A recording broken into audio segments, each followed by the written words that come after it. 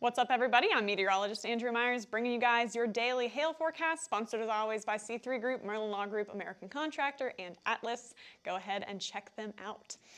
We're still quiet today. It's, the middle of December, so we're waiting for that rain to pass, waiting for the jet stream to do a thing, and it is going to do that thing. Next week, we're going to see that polar vortex move in, and with that, we have the potential for not only a lot of cold weather, but severe weather as well through the South Plains and the Southeast once again. So we're going to talk about the where, when, and why here in a second. But before all that, getting into Hail Trace 4.0, it's coming soon. You guys can be beta testers for this.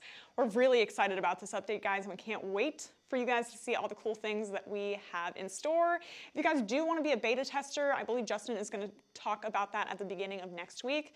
So stay tuned for that on how to do that.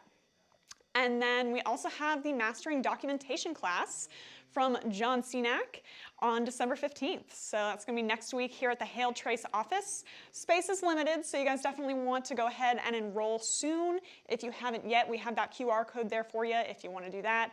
But he is an expert at what he does. He has a lot of good information to share with you guys, so we're excited for that class coming up. Excited to see you guys there.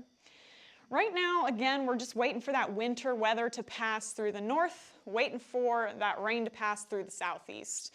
Got a winter weather advisory in effect for a lot of the central plains right now with this snow passing through. And then we've also got a whole mess of rain tracking through the Ohio Valley today, and that's expected to continue here over the coming hours. We're super muggy. It's warm enough for December through the southeast, 68 in Dallas, 80 in Miami, 75 in Atlanta, but a whole different story once you get up north of that jet stream, dropping below freezing for a lot of the northern states, and again, we got that winter weather happening through the central plains.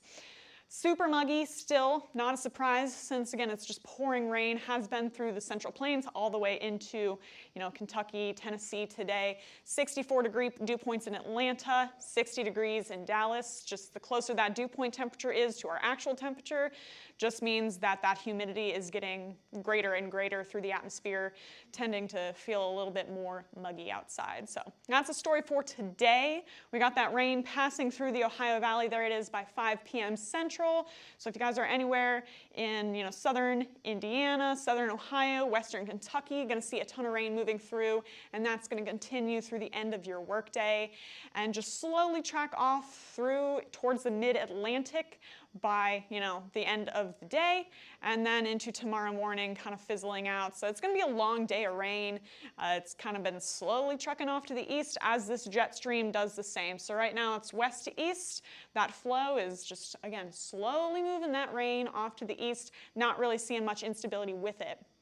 However, once we get into the beginning of next week, that's when we see this guy move through. So this is a pretty deep trough. Our polar vortex is finally hitting the southern plains into the beginning of next week. So again, you're going to get Arctic air if you are through the Rocky Mountains into Tuesday of next week. And then through the southern plains, you've had all that time for that heat and instability return, and now you're going to get slammed by this trough.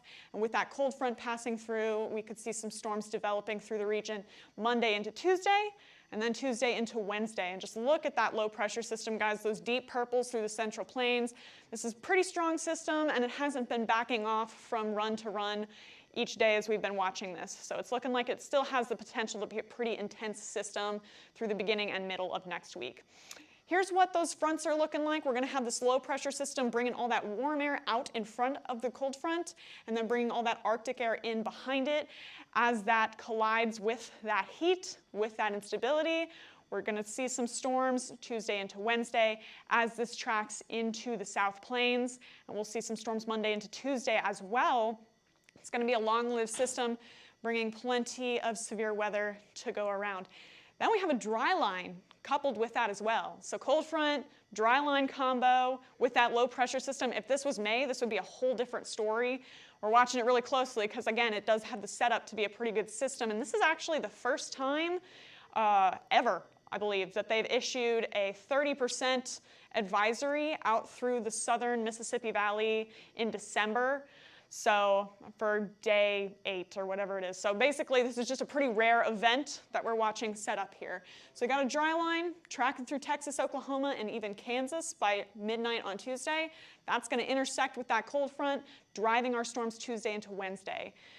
Now into Wednesday, that's going to continue to move through the Mississippi Valley and the southeast as it does continuing those storms. You can see that low pressure system wrapping up that dry air in the Ohio Valley as it continues to push those storms through the southeast.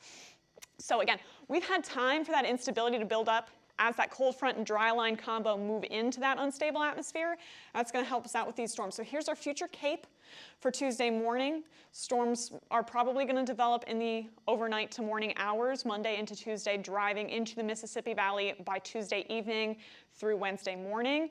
And we've still got plenty of CAPE that could potentially produce some hail as well as some possible rotating storms, gusty winds. It's all on the table for next week's time period. So here's what it's going to look like so far on our radar. We're going to get more high resolution as we move towards it, but here's the general view.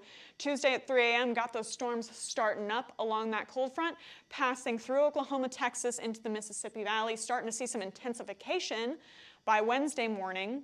And that's when we have that higher end risk out as it continues to track through the southern Mississippi Valley and through the southeast. Again, all risks are on the table with this system. So here's what we have for you guys for our forecast into next Tuesday through next Wednesday. Anywhere from Dallas all the way up into Springfield could see some severe activity with this storm system.